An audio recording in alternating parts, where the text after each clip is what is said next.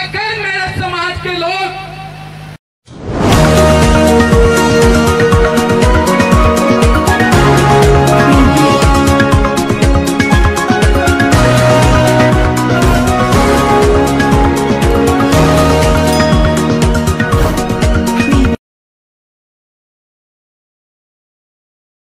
वो बैट्समैन किस काम का जो लास्ट में छक्के ना लगाए। मंच पे मंचासीन और इतवारपुर के समस्त जनता को मेरा जय भीम नमो बुद्धाय। मेरे से पहले पूर्व वक्ताओं ने बाबा साहब के बारे में बहुत बताया और मैं भी कोशिश करूंगा कि बाबा साहब के बारे में बताऊं और बाबा साहब से मैं अलग ना जाऊं और मैं वर्तमान की हालत से आपको अवगत कराऊं। एक बार मेरे साथ कहेंगे जय भीम, जय भीम। तकदीर का गम, दुनिया का सितम हर हाल में सहना पड़ता है। लाखों लवे दिल पर आए मगर खामोश ही रहना पड़ता है। मैं आज जो इतना बड़ा प्रोग्राम यहाँ जो चल रहा है, मेरा दूसरी बार यहाँ आना हुआ है और मैं मास्टर जी का बहुत बहुत धन्यवाद करूँगा कि एक मुझ पर प्रेशर डाला कि आपको आना और मुझे यहाँ आना पड़ा। बाबा साहब डॉक्टर भीमराव अंबेडकर का ऐसी परिस्थितियों में जन्म हुआ जहाँ बड़े पैमाने पर छुआछूत थी और जातिवाद था। जब बाबा साहब का जन्म हुआ, आप लोग समझ सकते हैं जो उस समय की हालत क्या थी। बाबा साहब थोड़े बड़े हुए तो उन्हें पढ़ने की जरूरत पड़ी, तो बाबा साहब का दाखिला स्कूल में नहीं हुआ। और बाबा साहब का दाखिला कब हुआ? बाबा साहब के जो पिताजी थे रामजी राव सकपाल जी, वो अंग्रेजों के यहाँ नौकरी करा करते थे, तो उनके कहने से एडमिशन हो गया, उनका दाखिला हो गया। लेकिन उनका दाखिला किस शर्त पर हुआ था? उनका दाखिला हुआ था, भाई हम आपके बच्चे का दाखिला तो कर रहे हैं, अपने साथ टाट पट्टी लाएगा, पीने के पानी के लिए बोतल लाएगा तो हम दाखिला देंगे। जब बाबा साहब स्कूल जाने लगे तो बाबा साहब जब स्कूल जाते थे तो उनके साथ उनका कोई यार दोस्त नहीं बना। क्यों नहीं बना? उस समय जो मैंने बताया कि जातिवाद और बड़े पैमाने पर जी सरदार जी का कमेटी बड़े पैमाने पे उनका सम्मान कर रही है और एक बार सरदार जी के लिए ताली बजा दें। तो जिस समय बाबा साहब स्कूल जाया करते थे तो उनका छुआछूत करा करते थे। बाबा साहब ने अपनी माँ से कहा, माँ मैं स्कूल जाता हूँ तो मेरे साथ कोई बैठता नहीं है, ये क्या कारण है? माँ कहती, बेटा एक किताब में लिखा है हम छोटी जात के तो ऐसा बर्ताव होगा। माँ जब मास्टर जी कोई सवाल पूछते हैं मैं हाथ खड़ा करता हूँ तो मेरे को चुपचाप बैठा देते हैं, बैठ जा, तुझे कुछ नहीं आता है। माँ ऐसा क्यों करते हैं? उस अबोध बालक की दिल पर क्या लगी हुई माँ उसे बार बार समझाती थी कि बेटा एक किताब में लिखा है। जब बाबा साहब कुछ बड़े हुए, हेलो, ये परमाणनीय हमारे सरदार जी हमारी टीम के लिए 500 रुपए की मुद्रा देते हैं, उनका बहुत बहुत स्वागत और धन्यवाद करते हैं आदरणीय सरदार जी। साथियों जो भी अरदास लगानी है वो लगा लो, किसी भी तरीके की जो भी है वो लगा लो। मात्र 5 मिनट लेगा, 5 मिनट में मैं अपनी बातें खत्म करूंगा। तो माँ बच्चे से कुछ कह नहीं पाई, अलग जाके रोने लगी। जब भीमा ने जबरदस्ती की तो एक दिन बताया कि बेटा ये छुआछूत का मामला एक किताब में लिखा है। तो भीमा ने उसी दिन प्रण किया था, मैं ये छुआछूत जो हो रही है जिस किताब में ये लिखा है, एक दिन में इस किताब को बदल कर रखूंगा और मैं एक ऐसी किताब लिखूंगा जिसके अंदर बराबरी का दर्जा मिलेगा। वो था संविधान। और बाबा साहब ने 25 दिसंबर 1925 को उस किताब के अंदर आग लगाई जिसके अंदर छुआछूत बड़े पैमाने पर धर्मवाद लिखा था। मैं इधर उधर की बात न करके मैं प्रेजेंट बात करूंगा, नेता आएंगे और नेता अपने बात करेंगे। मैं क्या कर रहा हूं ये आपको दिखाना है। और बाबा साहब डॉक्टर भीमराव अंबेडकर ने जो काम किए, मैं बाबा साहब को नहीं पूछता, नहीं बाबा साहब की मैं इधर उधर की बातें करता हूं, लेकिन बाबा साहब का जो संविधान है और बाबा साहब का जो विजन है मैं उसे पूरा करता हूं। मैकेनिकल से इंजीनियर हूं, मैं पिछले साल ही बता के गया था। मैं IIM बॉम्बे से मैंने मैकेनिकल इंजीनियरिंग किया, 1 साल 6 महीने तक बोर्ड के अंदर नौकरी की, लेकिन मैं पत्रकारिता कर रहा हूँ, राही जी अच्छी तरह जानते हैं। हर उत्तर प्रदेश का मैं बाहर भी जाता हूँ, मुझे पैसे का कोई लालच नहीं है, लेकिन मैं ये जानता हूँ अगर मेरे समाज के लोग जो गांव से उठकर बाहर गए, बाहर नौकरियां की, बॉम्बे में की, दिल्ली में की और अन्य अन्य जगह इन्होंने नौकरी की, जो वो नौकरी कर रहे हैं बाहर विदेशों के अंदर, उनकी मेहनत नहीं थी, उसमें मेहनत थी मेरे बाबा साहब की और तुम्हारे काम के योगदान की। अगर वही लोग अगर थोड़ा भी सोचते तो आज समाज में इस तरीके की विपदा नहीं आती। बहुत से लंबी लंबी बात करेंगे, इस समय आपके पास में कुछ नहीं बचा है। नेता आएंगे मन से बोलेंगे कि आपके पास में ये है वो है वो है, लेकिन आपकी एजुकेशन छीन चुकी है।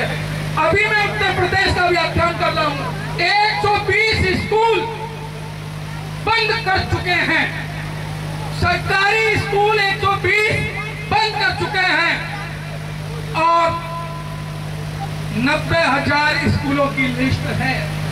उन सरकारी स्कूलों में किसके बच्चे जाते हैं मास्टर जी? किसके बच्चे जाते हैं? गरीबों के बच्चे जाते हैं। जो लोग विदेश के अंदर और शहरों के अंदर नौकरी कर रहे थे, यदि वो थोड़ा भी योगदान देते तो गांव देहात की हालत ऐसे नहीं होती। अगर एक बच्चे को वो गोद ले लेते तो उस बच्चे जो पढ़ता अधिकारी बनता, तो मैं कह रहा हूं कई परिवारों का भला करता। बहुत सारे IAS है, बहुत सारे IPS है, बहुत सारे PCS हैं, लेकिन उन्होंने अपने घर के अलावा, अपने ससुराल के अलावा, ससुराल का नाम मैं इसलिए ले रहा हूं कि जो होम मिनिस्टर होती है वो पूरे परिवार को अपनी तरफ खींचने का काम करती है। अगर वही गांव का भला करते तो बहुत कुछ अच्छा होता। लेकिन मैं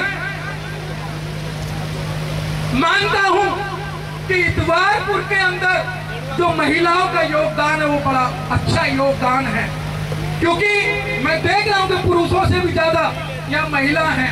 और महिला क्यों नहीं है? कहीं ना कहीं बाबा साहब को जरूर पड़ा होगा या अपने घर वालों की जो उन्होंने बताया होगा कि बाबा साहब ने महिलाओं के लिए बहुत कुछ किया। आज जो महिला बैठी, अगर बाबा साहब नहीं होते तो आप यहाँ नहीं बैठे होते। अगर बाबा साहब नहीं होते तो मैं पैंट शर्ट पहन के यहाँ नहीं आया होता, मैं इंजीनियर नहीं होता।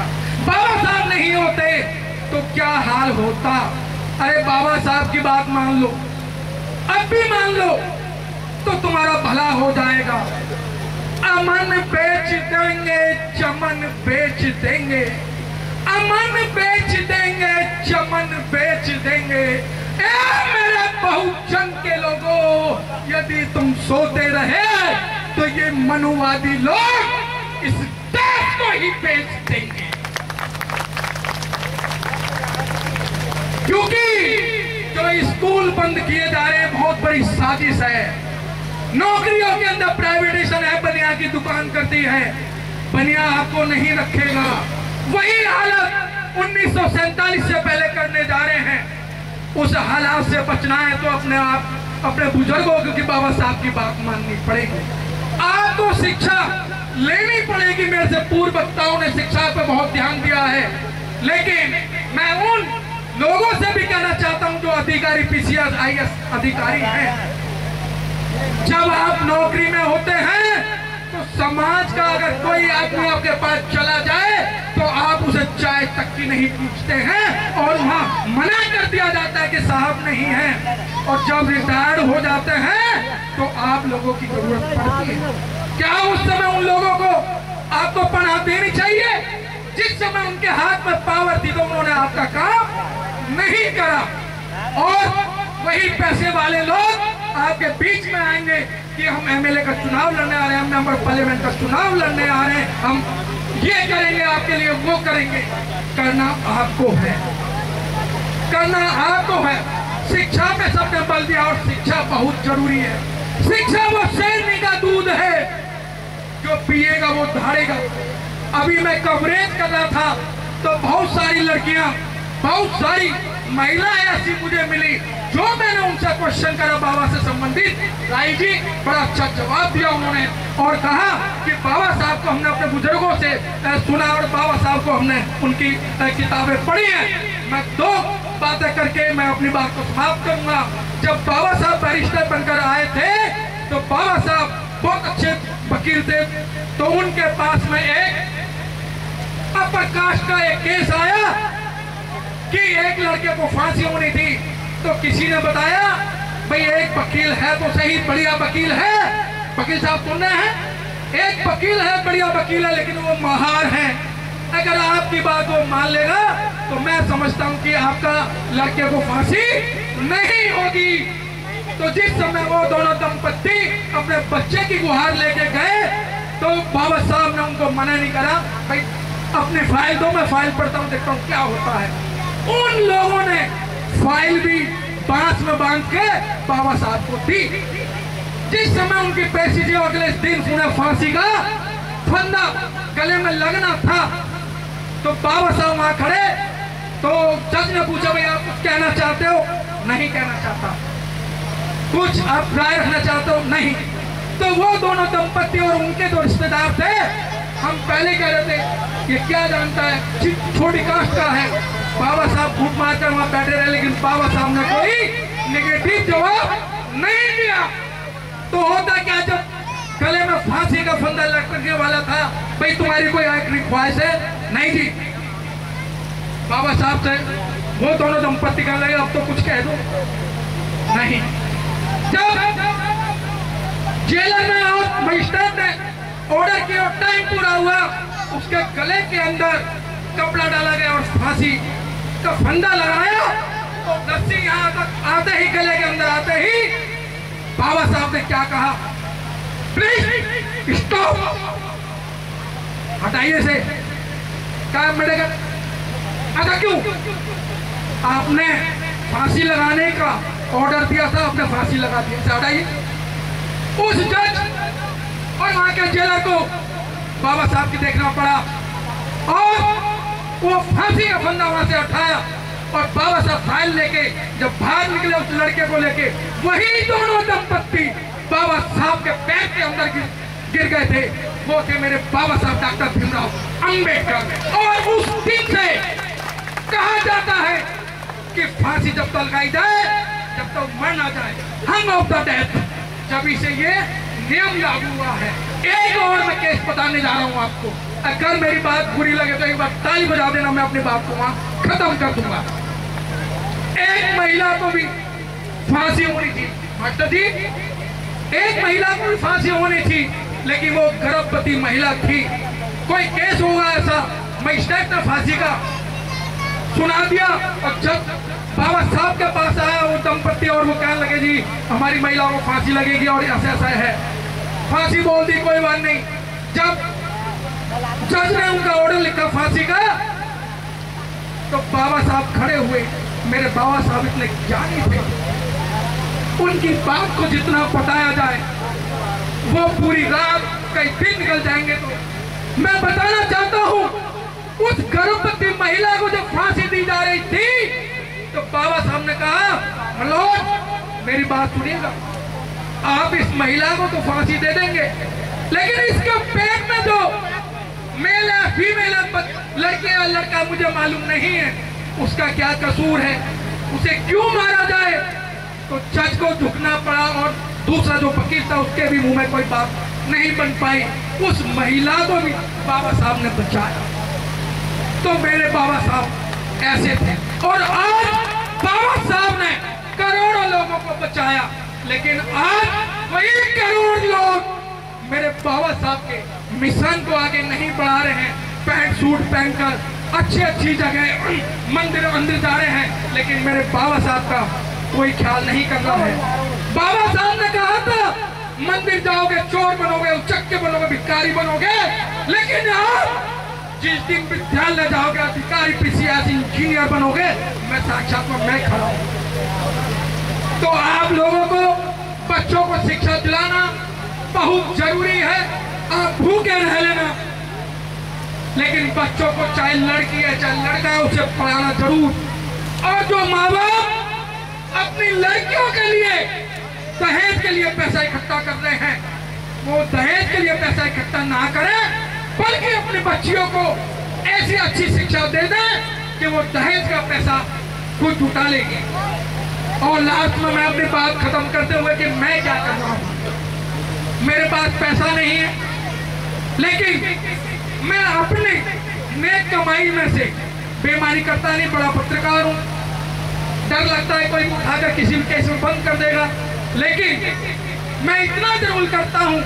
दिल्ली, भारत की राजधानी दिल्ली के अंदर मैंने 2 इंस्टीट्यूट खोल रखे हैं लड़की और लड़कों के लिए। पिछली बार भी मैं बोल के गया था, अभी मेरी एक बिटिया ने बोला अंकल जी आप पिछली बार बोल के गए थे, आपने वो काम पूरा नहीं करा। मैं फिर आज बोल के जा रहा हूँ, मास्टर जी जिम्मेदारी आपकी है। आज मुझे एक कमरा जिसमें 8-10 मशीनें लगाई जा सके और 4-5 कंप्यूटर लगाए जा सके, वो व्यवस्था मैं करूँगा। ये आप उसका ध्यान रखना। अगली बार मैं जब भी आऊंगा आपके मंच पर, मैं झूठा नहीं हूँ, मैं उस जो वायदा करके जा रहा हूँ उस वायदे को पूरा करूंगा। तो लास्ट में मैं अपनी बात खत्म करते करते मैं एक शेर के माध्यम से अपनी बात खत्म करूंगा कि लोग कहते हैं तू जाट है, तू चमार है, तू चूड़ा है, तू ये है, अगर तो मैं अपने एक शेर के माध्यम बात खत्म करना चाहूंगा। चिलमन से ना तुम झांको, चिलमन होती है सर एक पर्दा जाटव है तो चमार, ना चिलमन से तुम झांको, ना चिलमन से हम झांके, ना चिलमन से तुम झांको, ना चिलमन से हम झांके। अरे लगा दो चिलमन में आग, ना तुम झांको ना हम झांके। जय भीम, नमो बुद्धाय। Press the bell icon on the YouTube app and never miss another update.